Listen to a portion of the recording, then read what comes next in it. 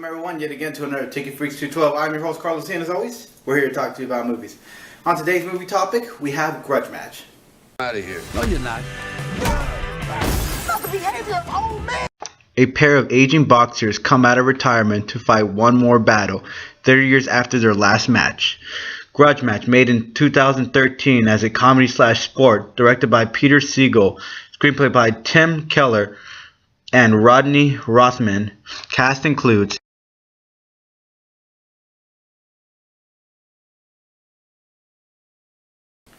Alright, so let's begin with this sucker, shall we?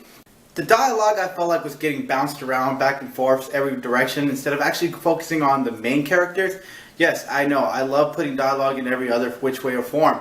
But this wasn't a 3 or 4 story different direction. It was just one main story. So if you're going to go with one main story, you got to go with the 2 main characters more importantly than the other characters. Yes, give them a little dialogue, but the most important is to keep focus on the main characters, which I felt the dialogue was lacked in that. Story-wise, I actually loved the story. I thought, when I watched it, I was like, oh my god, this is really a good story. This actually sounds like a really good story to watch. Like, I really think that they could have really went something with it.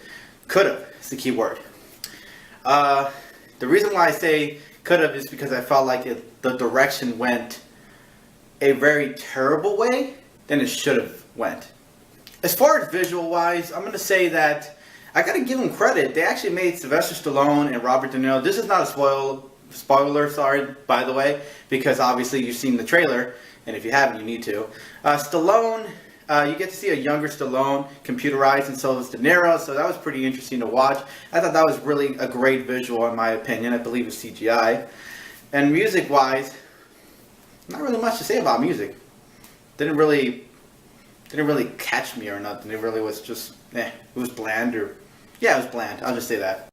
The beginning, I felt like it really took me. I was really getting hooked.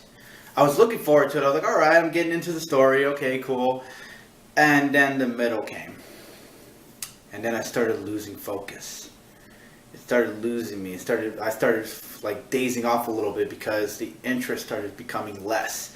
And then the ending, I felt like it was an unrealistic exaggeration of a movie ending.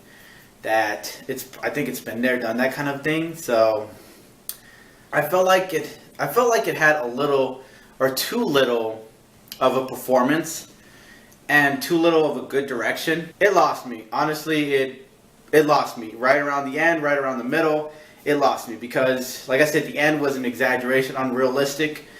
I really started thinking, oh my god, really? Is this happening right now? Is this really how it's ending? Is this right around the ending? Is this really how it's ending? The middle, I was like, really? It started losing interest in it.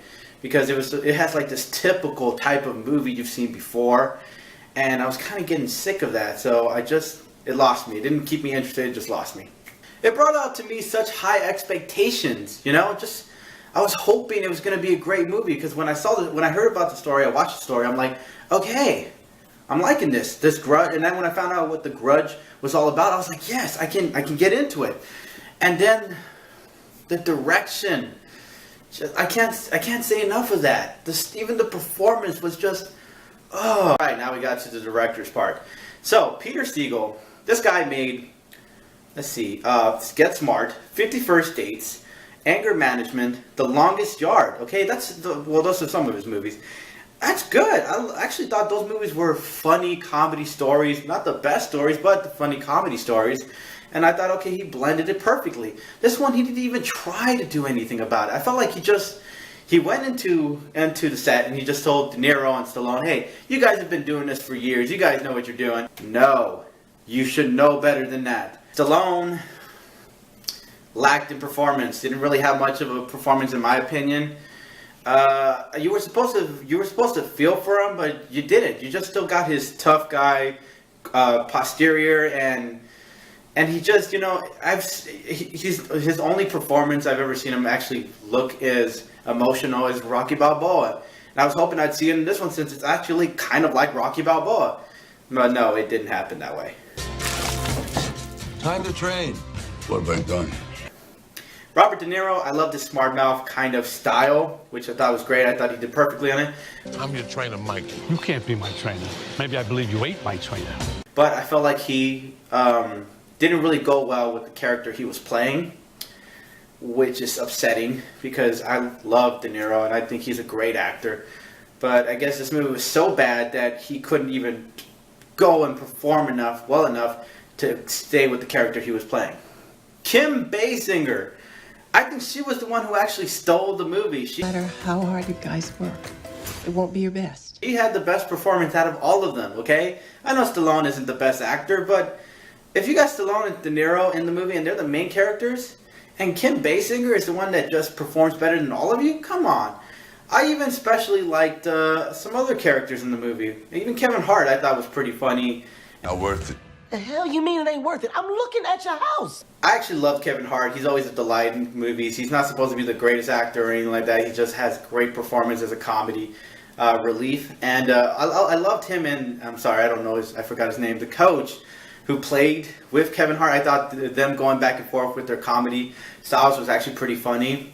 I also love, I keep forgetting the name, Shane from Walking Dead and Robert De Niro's moments together. I thought they were perfect chemistry of comedy, so I loved it. And I love Sylvester Stallone and Kim Basinger's performance together. I thought they were good together. It's just sad that the main characters didn't actually fit and have their own special dialogue together. I truly believe there's not a possible sequel.